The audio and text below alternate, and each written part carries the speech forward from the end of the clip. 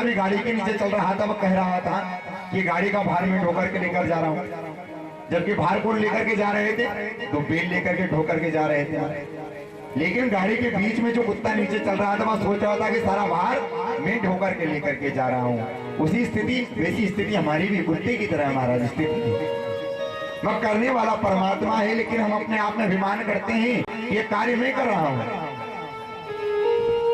अरे भैया, परमात्मा ने मनुष्य शरीर दिया है तो ज्यादा से ज्यादा भगवान का भजन करो, भगवान की भक्ति करो और संसार में कभी किसी चीज का अभिमान मत करो महाराज।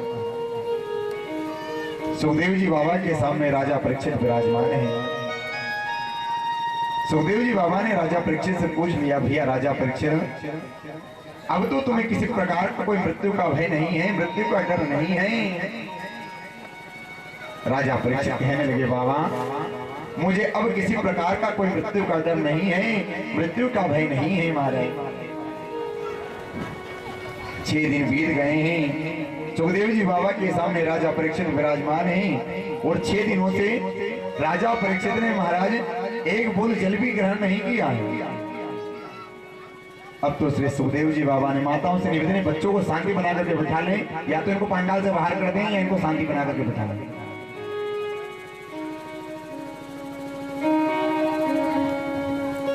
इधर महाराज 6 दिन बीत गए हैं, राजा परीक्षित ने एक बूंद जल भी महाराज ग्रहण नहीं किया है।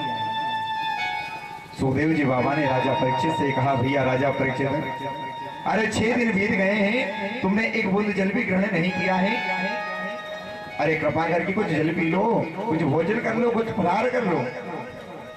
राजा परीक्षित कहने लगे, बाबा मैं इस जल को पीना तो दूर, मैं इस जल को छूंगा तक नहीं। अरे इसी जल के कारण मुझे आज 7 दिन का श्राप लगा है। इसी जल की कामना से मैं संगी ऋषि के आश्रम पे गया था, समीक ऋषि के आश्रम पे गया था, और इसी जल के कारण मुझे 7 दिन का श्राप लगा है, तो मैं इस जल को पीने वाला नहीं हूँ। सुखदेव जी बाबा राजा परीक्षित को बड़ी सुंदर सुंदर कथाएं श्रवण करा रहे हैं, और कल आपको हमने बड़ी सुंदर सुंदर कथाएं श्रवण कराई हैं। और यह श्रीमद् भागवत का सत्संग सत्र चलते चलते आज 7वें दिवस में परिणित होने जा रहा है महाराज। यह आपके बड़े सौभाग्य की बात है जो आपको श्रीमद् भागवत की कथा में बैठने का सौभाग्य प्राप्त हुआ। आवाज को मिलाए थोड़ी आपके नाम।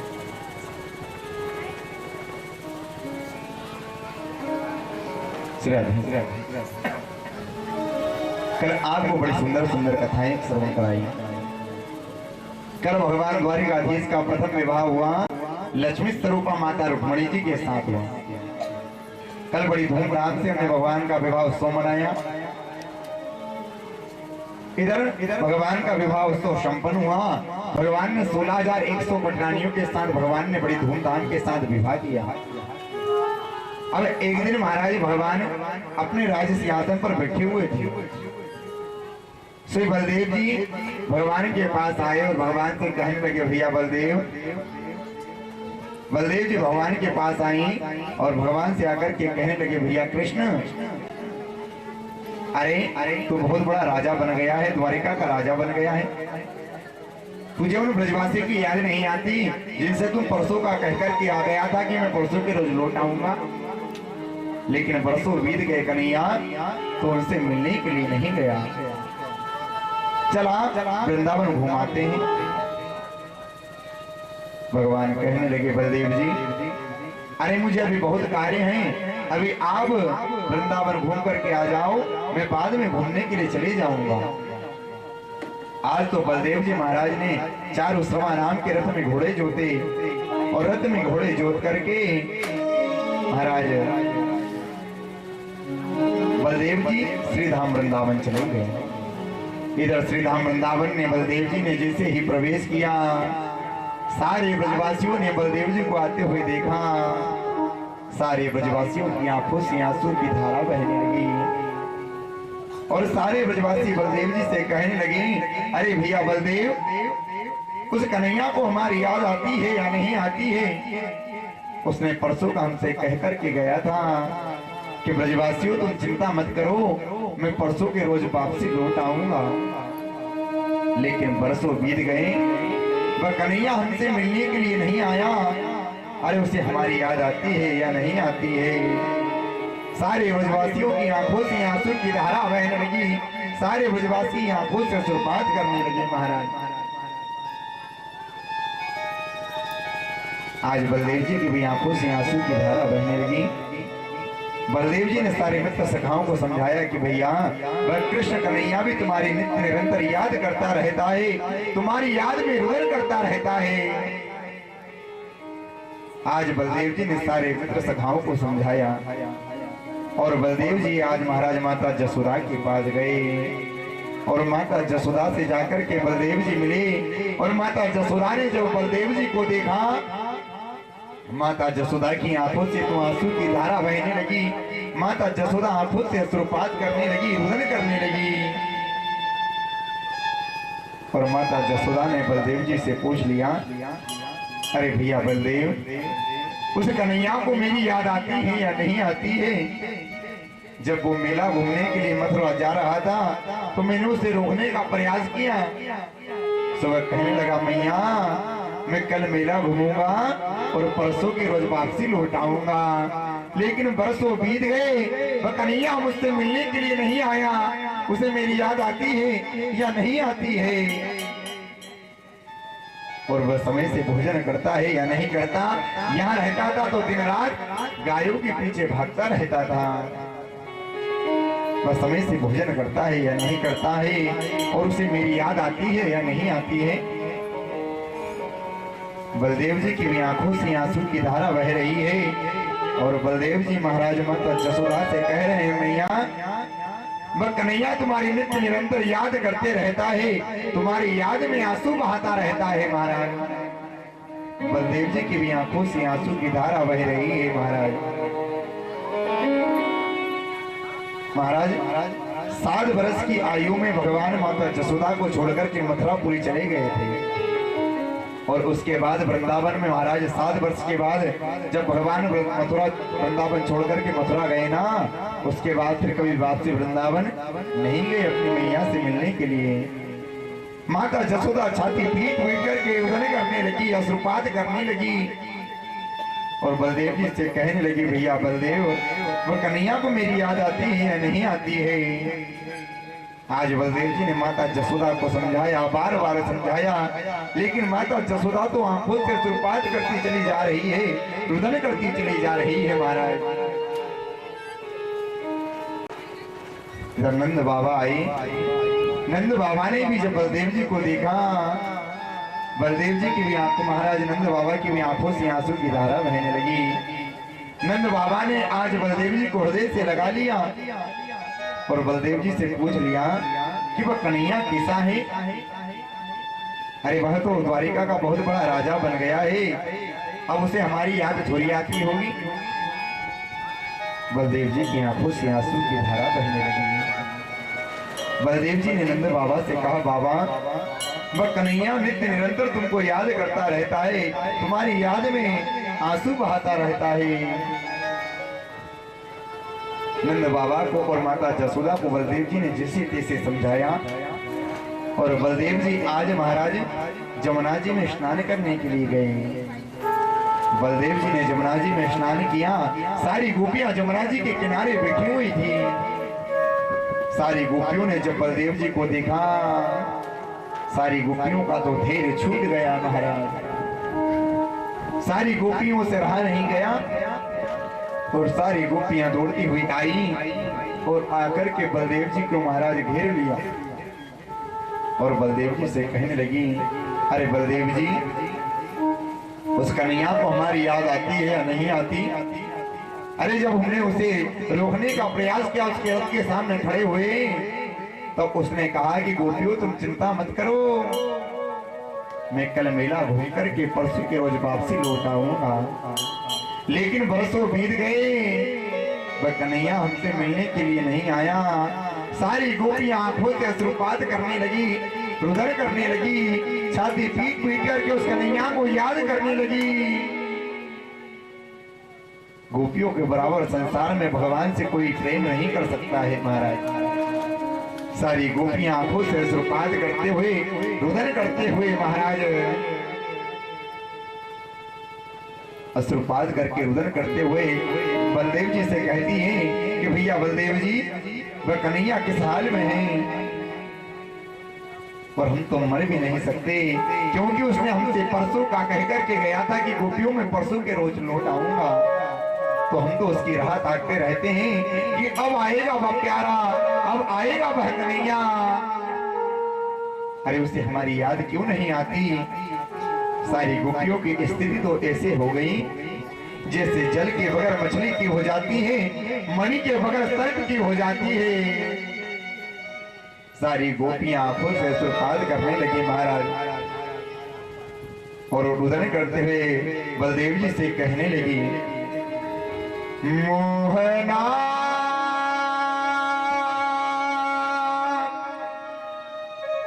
नाथ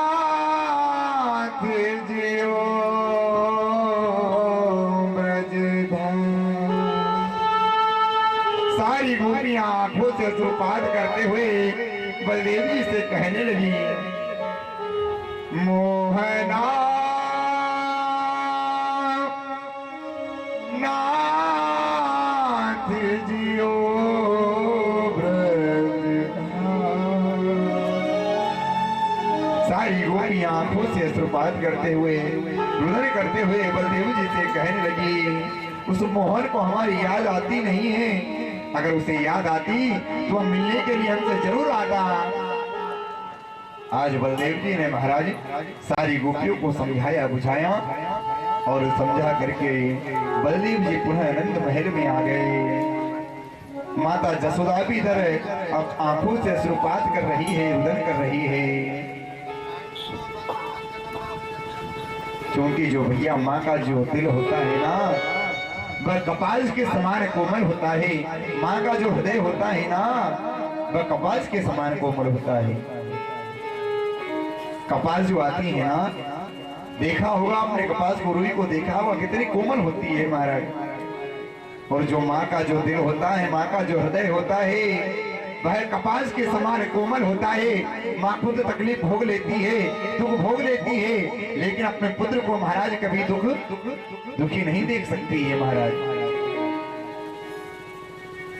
वह बड़े पुत्र अपने माँ बाप को महाराज कितने ही दुख देता है, लेकिन माँ अपने पुत्र के लिए हमेशा ही अच्छा सोचती है।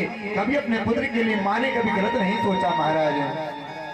रसिकांत जी महाराज कहते हैं, कुपुत्रो जायेता क्वचिदपि कुमाता न भवति।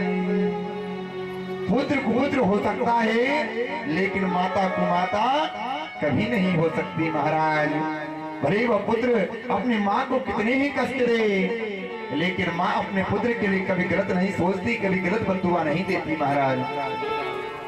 लेकिन ध्यान रखना भैया, पहले भी आपको बताया था कि जो अपने माँ बाप के दिल को दुखाता है वह संसार में कभी सुखी नहीं रहता है, क्योंकि माँ की दुआ कभी खाली नहीं जाती है। माँ की दुआ कभी खाली नहीं जाती है, माँ की बदुआ कभी टाली नहीं जाती है। और बर्तन मांज करके भी माँ अपने बच्चों का पेट भर देती है, लेकिन 5 बच्चों से एक माँ पाली नहीं जाती है। 5 बच्चों से एक माँ पाली नहीं जाती है। जो माँ होती है ना, करुणा की मूर्ति होती है महाराज। माँ की दुआ कभी खाली नहीं जाती, माँ की बदुआ कभी काली नहीं जाती। बर्तन मांज करके माँ दूसरों के घर नौकरी करके महाराज बर्तन मांज करके अपने बच्चे का पेट भरती जब बच्चा छोटा रहता है, लेकिन जब वही बालक बड़ा हो जाता है, बड़ा बाबू जब बन जाता है, तो अपने माँ बाप की कोई कदर नहीं करता, अपने माँ बाप को महाराज भोजन तक नहीं करा पाता। हमने लोगों को देखा है बाहर जाकर के, हरिद्वार जाकर के, केदारनाथ जाकर के बड़े सुंदर सुंदर भंडारे करते हैं, यज्ञ करते हैं महाराज। अरे भैया क्यों करते हो यज्ञों को, क्यों करते हो भंडारों को? आप हरिद्वार केदारनाथ में जाकर के कितने ही बड़े बड़े भंडारे कर दो, और अगर माँ बाप भूखे बैठे हुए हैं तो बाहर भंडारे करने से, यज्ञ करने से कोई पुण्य मिलने वाला नहीं है महाराज। आजकल लोगों से माँ बाप की सेवा होती नहीं, और बाहर जाकर के बड़े बड़े भंडारे करते हैं, बड़े बड़े यज्ञ करते हैं। अरे क्यों करते हो भैया उन यज्ञों को? अरे पहले अपने माँ बाप का घर में पेट भर लो, फिर बाहर जाकर के बड़े बड़े भंडारे करना, बड़े बड़े यज्ञ करना। लोगों से माँ बाप का पेट भराता नहीं, और बाहर जाकर के बड़े बड़े भंडारे करते हैं, बड़े बड़े यज्ञ करते हैं। पहले अपने माँ बाप के पेट को भर लो, फिर बाद में जाकर के बड़े बड़े भंडारे करना महाराज, बड़े बड़े यज्ञ करना। और माँ बाप के दिल को दुखा करके आदमी कितना बड़ा आदमी बन जाए, और कितने ही यज्ञ भंडारे करवा दे, कितने ही यज्ञ करवा दे, लेकिन संसार में कभी वह सुखी नहीं रह सकता है। क्योंकि अभी आपको बताया था, माँ की बद्दुआ कभी टाली नहीं जाती है। जो अपने माँ बाप के दिल को दुखाता है, और माँ अगर बद्दुआ अपने बालक को दे दे तो संसार में भगवान भी उसे टाल नहीं सकते हैं। तो ज्यादा से ज्यादा माता पिता की सेवा करें महाराज, क्योंकि माँ जो होती है वह करुणा की मूर्ति होती है। माँ खुद पढ़ी नहीं होगी, माँ खुद पढ़ी नहीं होगी, लेकिन अपने बच्चों को पढ़ाया होगा। माँ खुद पढ़ी नहीं होगी, लेकिन अपने बच्चों को पढ़ाया होगा। माँ खुद रही नौकरानी होगी, लेकिन अपने बच्चों को ऑफिसर बनाया होगा। माँ खुद रही नौकरानी होगी, लेकिन अपने बच्चों को ऑफिसर बनाया होगा महाराज। यह माँ की करुणा है। जब बालक का जन्म होता है, छोटा सा जब बालक रहता है, तो महाराज गीली जगह में माँ खुद सो जाती है। माँ सोचती है कि मेरे पुत्र को कहीं सर्दी ना हो जाए, शीत ना हो जाए महाराज। माँ खुद गीले में सो जाती है और अपने पुत्र को सूखे में सुलाती है महाराज। लेकिन जब वही बालक बड़ा हो जाता है तो माता पिता की कोई कदर नहीं करता, माता पिता की कोई इज्जत नहीं करता है महाराज।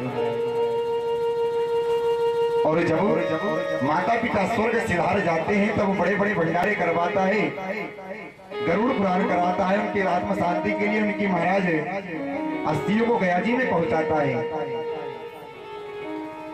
अरे जीते जी को भी नर्मदा जी का माता पिता को स्नान नहीं कराया, और मरने के बाद उनकी अस्थियों को गया जी में पहुंचाने से क्या फायदा होगा भैया? अरे बाद में जीते जी आप माता पिता की सेवा नहीं कर पाए, और बाद में कितना ही अब लाख करोड़ का उनके नाम से धर्म के प्रति महाराज दान कर दो, लेकिन बताने लगने वाला नहीं है। अरे जीते जी अपने माँ बाप की सेवा कर लो महाराज। वह व्यक्ति जब बड़ा हो जाता है तो अपने माता पिता की सेवा नहीं करता है, और जब उसके माता पिता स्वर्ग सिधार जाते हैं, और जब वह खुद बड़ा हो जाता है, और जब उसके यहाँ बालक होते हैं, और जब वह खुद बुजुर्ग हो जाता है, तो वह आंखों से अश्रुपात करता है, रुदन करता है महाराज कि देखो आज कल को मैंने मेरे माता पिता को किस प्रकार दुख दी थी, तकलीफ दी थी, आज वही तकलीफ मेरे बच्चे मुझे दे रहे हैं महाराज। और आंखों से अश्रुपात करता है, रुदन करता है महाराज। तो भैया अगर परमात्मा ने हमें यह मनुष्य शरीर दिया है तो ज्यादा से ज्यादा अच्छे कर्म करो, भगवान की भक्ति करो, माता पिता की सेवा करो महाराज। अगर आप माँ बाप की सेवा कर लोगे ना तो आपको कहीं तीर्थों में भटकने की जरूरत नहीं है, क्योंकि समस्त तीर्थ माँ बाप के चरणों में होता है महाराज। माँ बाप की सेवा कर लो, कहीं हरिद्वार केदारनाथ बद्रीनाथ कहीं जाने की जरूरत नहीं है, घर बैठे ही भगवान के दर्शन हो जाएंगे महाराज, कहीं पे भटकने की जरूरत नहीं है। अपने माता पिता की सेवा कर लो, समस्त तीर्थों का फल प्राप्त हो जाएगा। आज बलदेव जी ने भी माता जसोदा को समझाया, माता जसोदा आंखों से अश्रुपात कर रही है, रुदन कर रही है महाराज। अब बलदेव जी कुछ समय महाराज वृंदावन में रहे। अब इधर गर्मी का समय आया, ध्यान से सुनना सभी लोग। गर्मी का समय आया, बलदेव जी अपने सारे मित्र सखा मनसुखा श्रीधामा को लेकर के महाराज अंबिका वन गए, और अंबिका वन में जाकर के बलदेव जी क्रीड़ा करने लगे। तभी बलदेव जी को क्रीड़ा करते करते बलदेव जी को गर्मी लगने लगी। अब गर्मी लगने लगी, श्री मनसुखा श्रीधामा बलदेव जी से कहने लगे कि भैया चलो बलदेव जी जमुना जी में स्नान करके आ जाते हैं। बलदेव जी कहने लगे भैया एक काम करते हैं, माता जमुना को ही बुला लेते हैं। बलदेव जी ने माता जमुना को आवाज लगाई, हे जमुने इधर आओ। माता जमुना ने नहीं सुना। बलदेव जी ने पुनः आवाज लगाई, हे जमुने इधर आओ।